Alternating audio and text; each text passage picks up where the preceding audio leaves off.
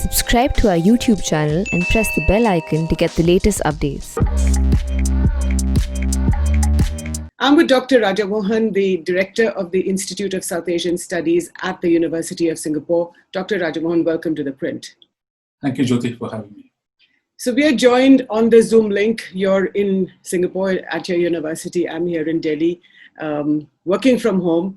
And my first question to you, you're sitting in Singapore, closer to China than India is, at least in some ways. How do you see the standoff in Ladakh between India and China playing out over the last few weeks? No, I think in the region from where I sit in, certainly, we are closer to the East Coast, while India is much closer to, India is on the border of China's southwest and the Himalayas. Right. Sitting in the region, I think the region has seen unprecedented peace and prosperity. I think ever since the US and China normalized their relationship in the 1970s. Right. So it's really, there is, concern in this region that, look, is this part of the big geopolitical shakedown that is beginning to happen in Asia, that in India-China confrontation? I think people are watching very carefully. Well, what does that mean, though? What does that mean? Are they fearful of a potential India-China confrontation? No, I think generally, I think they would like to see, greater integration, greater collaboration, free trade. There was already concerns in terms of India cited largely the Chinese question when it walked out of the RCEP. Also, that was an economic problem that India has had that came into sharp view. Which is a regional comprehensive economic partnership, which is this Southeast Asian plus East Asian trade partnership with China, the largest member of this trade body. ASEAN plus, you had China, Japan, Korea, Australia, New Zealand, India. Right. So the 16 countries. Sure. As you know, last November, Prime Minister decided to walk out of it, the question of massive trade deficit with China. So the economic problem was already, people were aware of it, and that was bad enough. But now you see a military conflict, a potential military conflict between India and China. There is a lot of concern. And then people also say this, is it going to feed into, or is it part of the US-China conflict that's already emerging? And the region also is seeing it from the perspective that many countries in East Asia, including Japan, Philippines, Taiwan, and others, have problems of their own with China and the boundary disputes, whether in the maritime boundary disputes. So there are also similarities in terms of an assertive China, how it's going to deal with it. So this region will watch closely the outcome of India-China conflict. Of course, India is large military. So is India going to stand up and produce an outcome that is peacefully resolved?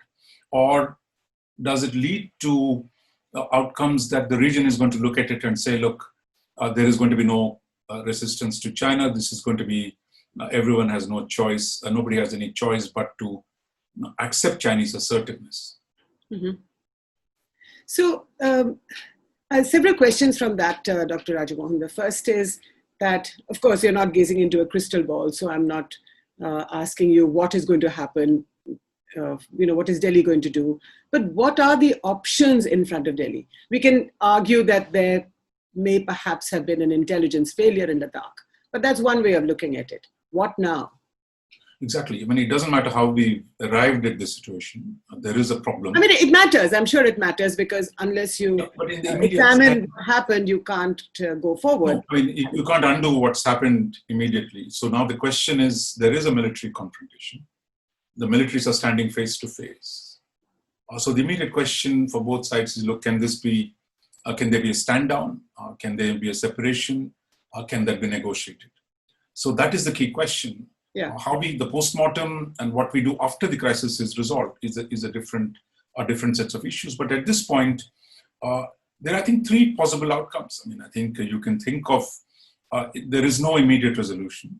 That is, there are hopes that, look, there's talks between the generals and the diplomats will produce, like the previous crisis did in 2013, 2014, and 2017. Both sides will agree to go back to a status quo ante. Mm-hmm. The second outcome is, look, this negotiations are going to drag on. So there is going to be a prolonged standoff, which could take weeks, months, or through the winter. So a long dragged out crisis, while it might not escalate immediately into a conflict, that you're going to have this two armies really fully positioned and looking, staring eyeball to eyeball. A third option would be there would be a conflict. There would be somewhere something is going to give, and there will be a shooting war. You and think at so? that point, I'm just saying that's a potential option. That in which then the question is what happens in that. What is the outcome of that? So that's the big uncharted waters. We haven't been there for a long time. So that is the most dangerous outcome. But the first two, an early resolution and a prolonged standoff. So both, I think we are staring at the second option, I think, at this stage. Okay.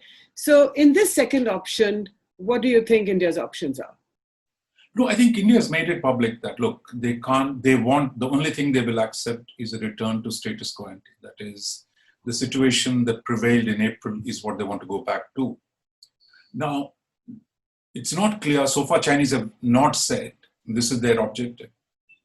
Mm-hmm. They only say, let's resolve it peacefully, let's engage, we'll come halfway. So the Indian objective is not something the Chinese have publicly endorsed. Right. And the problem for India is that it can't pull back today. No government in Delhi having said we want a full restoration of the status quo ante. So Delhi, I think at least publicly, doesn't have the option of settling for something in between. That is, the full status quo is not restored. The Chinese have come 2 steps forward, but will go back only 1 step. That will put Delhi in a very awkward situation. So at this point, Delhi is saying it's not acceptable. But if it's not acceptable, then, right now it seems like an either or sort of situation, right? If it's not acceptable, which means that you push the Chinese back or the Chinese agree to go back to their side of the line of actual control. Yeah, no, that's what India is saying, that we want the Chinese to go back to where they were in April. And they're willing to... Your understanding, you've watched China for many years, you've written on China. What do you think? No, the Chinese have become very hard. I mean, I think everywhere that there's nothing to indicate from their side, because we've seen it happen in 2013, 2014, 2017. There was at least a sense of pullback. Now, the mood, at least from the Chinese side, I mean, at this point, looks like at least they're not going to withdraw to the same positions in all the places, assuming they do in 2 places, but in Pangong, so they say, look, we're not going back.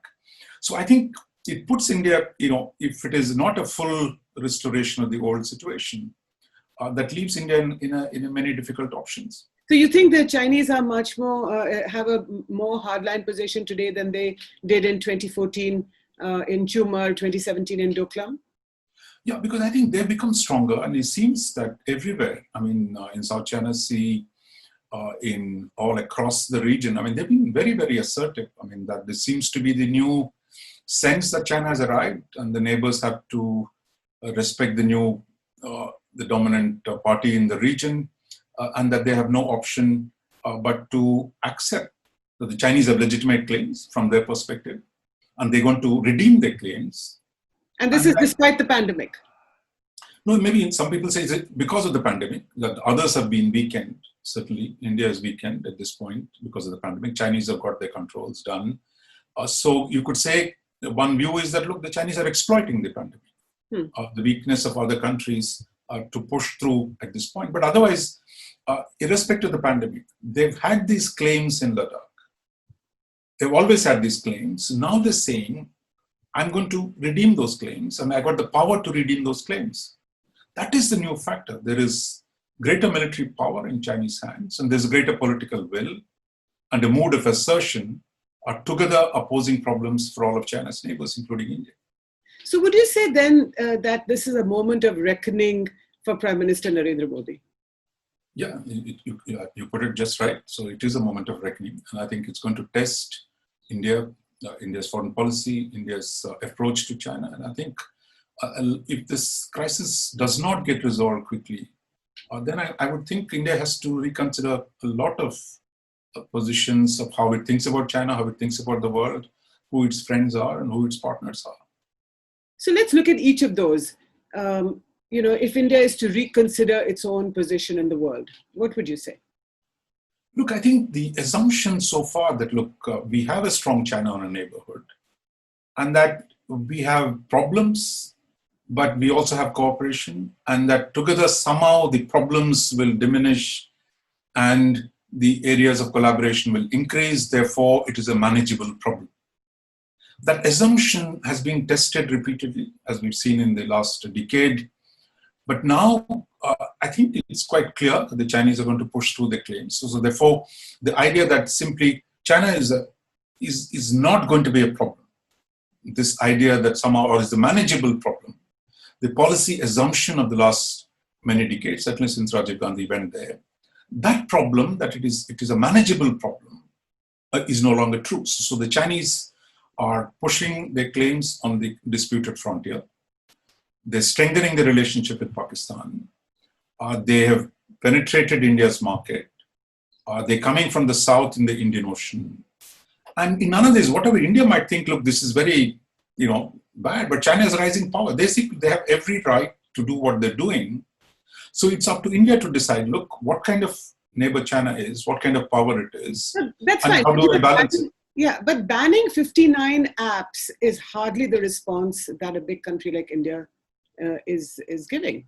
So I would suspect this is just the beginning. I mean, you just, you've done something about scrutinizing the investments a few days ago. I think it's only hinted that, look, that India is escalating the conflict horizontally. That is, while the military, it has thrown its military, its army on the frontier, it is now taking actions in another field, which is the economic field. Mm-hmm. And begin to do things in the economic dimension where probably it is to show that, look, it's going to take maybe other steps if things don't work out. So I would say this is just the beginning of an escalation ladder on the economic front. So the Chinese are also going to react. It's not that only India is going to do things. Sure. So you have to prepare yourself at least for the worst and hope for the best. But my question is, you were talking earlier about reinventing partnerships and friends. What do you mean by that? No, for example, I mean, if you have to go through this crisis, right? I mean, you want to at least come out of this reasonably unscathed. So firstly, you have to be prepared to fight a war. That is, if you're not prepared to fight a war, you will not get de-escalation. So you have to actually prepare for a war. So what was the first move by India? Is Mr. Rajnath Singh goes to Moscow. Because India continues to depend on Russian arms supplies, Russian spares. So the dependence is large. So first, you want to make sure that Russia will continue to supply what you need during the crisis. Mm-hmm.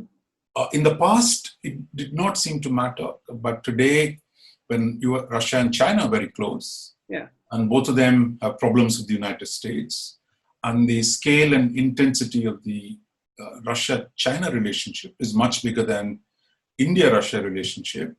So I think that's something that India would want to make sure that the whole relationship with Russia, whether Russia will remains a reliable defense partner. We're not talking about the rest of it. That you need Russian support, and that Russia would support you in spite of the relationship with China. So that's the question. So the Russians are also selling China arms, sure, right? Including the S-400, which India is buying from the Russians. Now, even though the S-400 is a defensive sort of a missile system, but are you saying then that India would like Russia, if it comes to that, for Russia to choose between India and China? No, it's not a question of choosing. We're not asking to choose. We say, look, we've been buying arms from you for so long. We are in a crisis now. So just make sure that what you promised to give me comes to me. Because the Chinese are supposed to be reportedly putting pressure on Moscow, saying that, look, don't give fighter aircraft to India, new supplies. Are they doing that? Are the Chinese doing that? There's media reports that... media reports where? Not in Russia? It is in Russian reports. Okay. Yeah. So we said that, look, China is putting pressure and Russia will not accept it. That's what at least the report said. So it's a different situation than where in the past, India was a principal client for arms. China has now become as big a client, and China's bigger economic partner. And there's far more political convergence when it comes to the US between Russia and China than between Russia and India. So we are in a new situation. So India would hope that Russia would stay the course and be a reliable partner. And then you have the United States, of course, which is the only country that came out from the beginning over the last 7 weeks to criticize Chinese aggression There have been frequent statements. Hmm. And today, I mean, you've seen for the first time in India conflict with its neighbors, you're seeing American weapon systems flying in the air. Mm-hmm. We never had them before. We had the C-130s transport aircraft, C-17s is all American aircraft, P-8, an aircraft that was also flying, the two helicopters, Chinook and Apache. So US today is an important defense partner, not as big as Russia, but they have a presence. Okay. Second, I think the Americans can also give you things like intelligence, satellite imagery, real-time information about the movement of Chinese troops. So there are some things the Americans can do. There have been reports in the Indian press last few days saying, look, the Americans are already doing it. And that the reports also said, it's India is saying that, look, okay, we'll tell you what you want, but at this point, so the pace and the intensity of what America wants to do for India is going to be set by Delhi. Mm-hmm. So that's interesting. In a sense, we want Russia to do more and we want the Americans to do less because of the larger dynamic. So you want the Americans to do less than what the Americans do? That seems to be the government position when it says, look, don't come on too strong. At this point, we can handle this on our own. Okay. Because Russian dependence is a far more severe thing where actually your operational requirements. While the US is saying that, look, you decide what you want, mm-hmm. and we'll be quite open to help. So are the Americans okay with Russia still being a principal defense supplier of India? No, it's not a question of being okay or not. That's the reality right today. Mm-hmm. So, so that's a fact. Now, you start with those facts. Russia, China have a different relationship. Russia, America have a problematic relationship. We have an expanded relationship with America. So if America wants to help you, they're not going to say, look, because you bought something last 40 years, we're not going to give you stuff. I don't think it works like that. They seem to be open to help. So right now you're talking about, the choices in front of the Russians, in front of the Chinese, India. But how French, about... of course, we've seen the Delhi seems to be reaching out to its other friends. Israel and France are the other major military suppliers. Right. So both of them will also be in play in terms of, there have been reports last 2 days, the French are going to expedite the delivery of the Rafale. The defense minister has written to the Indian defense minister. The foreign minister has spoken to Indian foreign minister. So the France, of course, is always been an important partner. So I think we might see some in that direction. But in a sense, would you say, Dr. Raja Mohan, that this crisis, this India-China crisis in Ladakh, is not just a moment of reckoning for Narendra Modi and what, and how he and his party are going to handle this crisis, but also for India and how India is changing or could potentially change its friends and its relationships with key powers? Exactly, because I think, in the past, there was a sense that, look, we don't have enemies, Pakistan was a separate case, we can be nice to all the major powers, we won't take sides, we are friends with Russia, we are friends with China, we are friends with the Americans, the Europeans, the French, we sit in the BRICS, we sit in the Quad, so we are everywhere, so we are kind of the nice guys who everybody's nice to us. But I think the rise in the transformation of the Chinese power and the pressure that the Chinese power puts on India's policies. Has it shaken India anyway? No, the problem last 10 years was coming at, but Delhi was still trying to avoid that problem. But I think what Galwan did was really, now there is no escaping that fact China is a power. A Chinese power affects India's interests, and that India now has to stand up, one, defend its territory, and two, it has to cope with the Chinese power over the longer term. So it cannot duck, I'm multi-aligned, I am non-aligned, I am strategically autonomous. But the more important question is, look, if I have a problem with the larger power, how do I deal with it? How do I balance that larger power? How do I deter that larger power from how do you do that? So how do you do that? I think it's a longer term strategy where you need to, one, strengthen yourself internally. Of course, that's going to take one hell of a long time. Meanwhile, you strengthen your defense partnerships with other powers like the US. And Russia will continue to play a role if Russians are willing to do it. And so that's the first step, as I said, is the problem on the frontier. You have to guard the frontier. Second, I think some diplomatic steps in terms of do you strengthen the Quad? Some people are suggesting, look, we should get closer to the Americans. We should do stronger. What do you think? Do you think you should get closer to the Americans? I think that process has moved on, but my sense is the current crisis is going to increase the pace of that engagement with the US, because US too will have its own relationship with China. It's not that it's all in your hands. I mean, that you just make a phone call and Americans are just dying to. They have their concerns, their dependence on China, Russia, just like Russia. So what are their concerns? What are their concerns about this? Look, US is in the middle of an election. Yeah. And there could be a change of government. While there's generally a lot of empathy for India vis-a-vis China, but the US-China interdependence is very large, the economic interdependence. So they have huge issues today, from Hong Kong to trade to 5G. So they have their own set of issues. So I think India has to calculate that I need to strengthen myself vis-a-vis a stronger neighbor. So therefore, I see what I can get from the US. I'll take that. I'll do stronger partnership with them. I do more with Japan. I do more with Europe.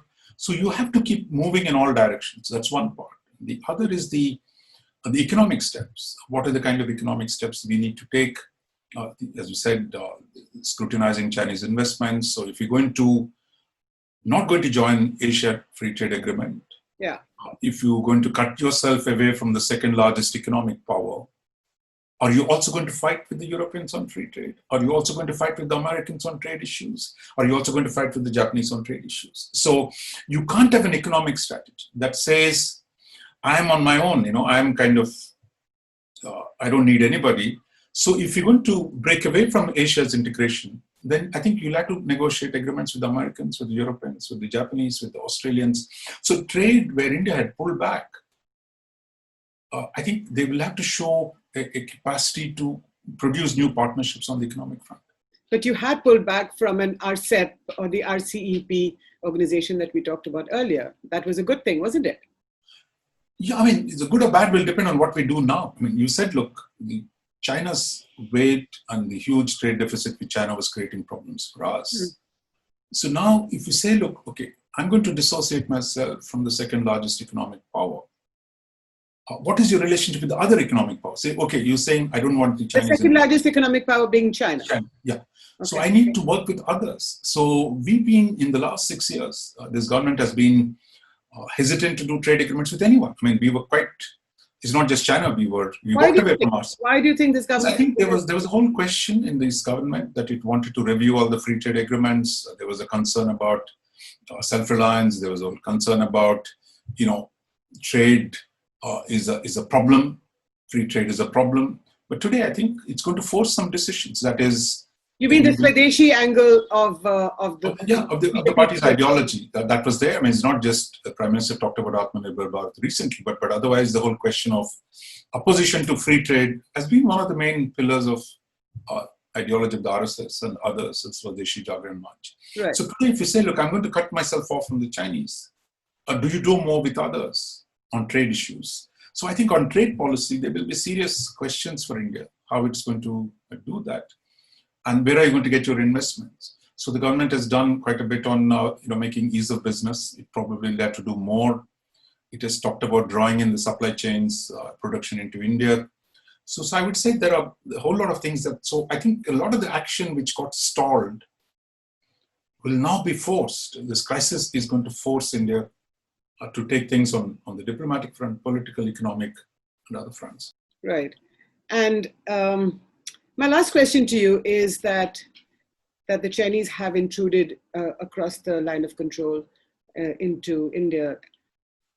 Why do you think they're doing this? No, I said, look, they're doing it the same everywhere in South China Sea, for example. But why would they care about, a few kilometers of territory in the barren? I think, as I said, look, I think, we're spending a lot of time trying to understand what are the motivations of the Chinese, or maybe we gave them some kind of an offense, therefore. So I think this debate, for me at least, seems rather, trivial. So this idea somehow we sat in a meeting with Americans for 45 minutes in 3 meetings, therefore the Chinese are so upset they wanted to teach us a lesson. It's completely off the mark because... Which meeting are you talking about? The Quad meetings, 3 meetings for 45 minutes each. Okay. And so in India we have the commentariat is going into somehow this has provoked the Chinese. The Chinese have lived with Japan as a military ally of the United States. They have the biggest trade relationship after the US with the Japanese. Mm-hmm. Philippines was walking away from the Americans, but they went and occupied territories there. So this idea, somehow it's what we do with the Americans is the problem, because the school of thought that everything must be India's fault. I mean, there is that school of thought where we don't pay attention to what the other guy is doing. Other guy thinks he wants to be a great power. He has legitimate claims to territories which he thinks belongs to him, whether it is in South China Sea, East China Sea, in the Himalayas. He thinks those are his territories. Right. So he's saying, look, it's time has come, buddies. I mean, I'm going to take what belongs to me. Mm-hmm. Now, it's as simple as that. Then we're turning that into a domestic debate as if, oh, we did something in Kashmir, therefore he's upset. We did something with the Americans, we just sat with them, so therefore he's upset with it. He's lived with Americans on his border. If you go back to the 50s, American cities, even now they sit in Japan, in ASEAN, in Taiwan, right down in Korean Peninsula, there's still American troops. You think there's a lot of chest beating even now, 30 years? I think, we don't look at others, it's always self-referential debate. It must be about us. You rarely see the Chinese debates. How are they looking at the world? What are they doing? What are their aspirations? Now, you could quibble with that, but the fact is, he's arrived, he thinks he's equal to the Americans, and he thinks historically these were his territories. India was the interloper. Now is the time to sort this out. Now, why is it so hard to see that? Instead of that, we say, oh, we did something in Kashmir, or we did something, so it must be us. Always it's about us. And then in democracies, because the internal polarization, it's always an argument between the government and its opponents of who's responsible, who provoked this. So I think in the process, we diminish ourselves in the sense of not because that's normal contestation, but the fact is we never see what others are doing. We don't put ourselves in a picture where the Chinese have ambitions, we are one part of it, and that Chinese have other reasons beyond us to do the things they do. Explain to me the self-image of the Chinese as a rising power, not just as a rising power, but as somebody who wants to be world number one. Do they want to sort of fight with their neighbors, whether it's in the South, in Southeast Asia or in the Himalayas or with India? I mean, you can't fight with everybody and be world number one, right? You can, if you can get away with it. That is the idea, right? I mean, I think that is more important. The Chinese have made an assumption that I can take them on each one. And even if I can prevent them from combining with each other. If everyone combines, of course, the Chinese will have a problem. But the idea that, look, they can prevent others from combining. They can take everyone on at the same time. And that today, Americans, Uncle Sam is far away. You saw the other day the Global Times commentary telling the neighbors, look, Uncle Sam is far away. He's not going to come and save you. So you deal with me. And I might be benign if you're nice to me. And he's telling Uncle Sam, look, we are big boys. The small guys are there. Let's do a deal and these guys will keep in check. And if you have any problem in Asia, give me a phone call. So let's have an arrangement whereby. So they're thinking in extremely grand terms. I think we have never even, so into our own third worldism that you've forgotten how great powers think. So I think China is thinking like a great power. It is a great power. It's no longer a rising power. It is number 2, close to overtaking in the aggregate terms. Its defense expenditure is 4 times that of India. So I think they're in a position they think their moment is now. Dr. Raja Mohan, thank you so much for your time. Thank you for speaking to ThePrint. Please subscribe to our YouTube channel. I hope you have already. And read us, tell us, and we hope to chat with you again very soon. Thank you again. Thank you, Jyoti.